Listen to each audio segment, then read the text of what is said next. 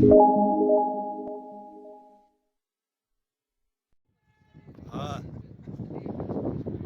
हाँ वेही रहे पोल है किरी न पई दाढ़ी वारो थेड़ खाईंदो तव्हां सभिनी जे मथां पवंदो अची तव्हां बि किरिया पिया हूंदो हू बि किरियो पियो हूंदो लाचारो वॾो चढ़ण जो तव्हांखे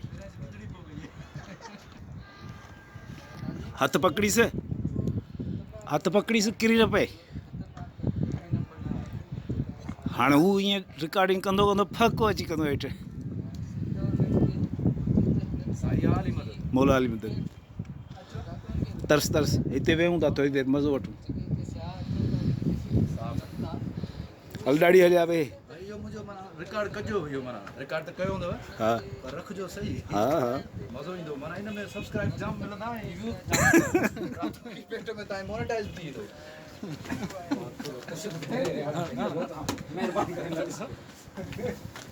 अरे किरी न पियो मथां ख़्याल सां मस्तो ही काई चैनल मोटी से लाइ छा जो छा लाइ कहिड़ी अंग्रेजी पिया ॻाल्हाइनि पघर वठिजी आहे हल हेॾो वॾो इलाही घुमंदुसि कीअं हिकु ॿ कलाक हिते थी मुंहिंजो बूथ ॾिसण में न अचे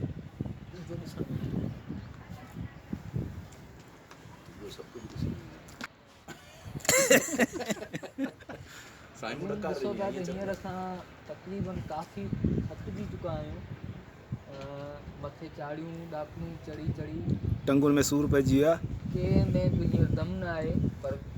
अंदाज़ो इहो आहे त हेठि लहण वारियूं जॻहियूं ऐं हेठि असां सही तरीक़े सां लही वेंदासीं ताकी हाणे असां में वधीक ताक़त न आहे जंहिंखां वधीक किथे चढ़ंदासीं त मूंखे नथो लॻे त सही सलामत पहुची सघंदासीं मथे तव्हां ॾिसो था त हीअ सभु हिते रेस्ट करण जे लाइ बीठा आहिनि ऐं कुझु हमरा वेही रहिया आहिनि जंहिंजो अगट बि नज़र अची वियो आहे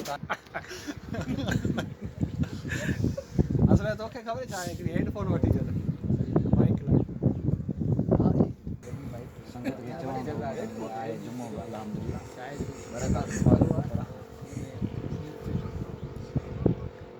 जुमे नमाज़ में घणी रकात फर्ज़ है थोड़ो ॿुधायो अलाए मूंखे घणी ख़बर ये आपका बता जुमे नमाज़ में बरकत जी मस्जिद ते वञण वारी समझी हो किले सां गॾु आहियां कटा पा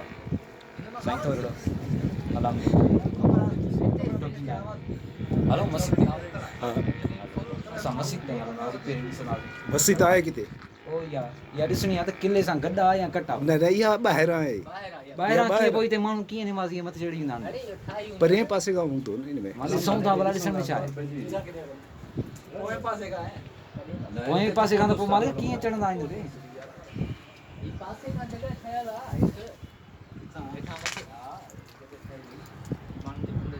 उहो त पोएं रस्ते खां इहो ई मसलो आहे पोएं रस्ते खां भला हितां ई हलूं था ॾिसूं था हाणे हेॾा हलूं उहो मस्जिद त ॾिसूं था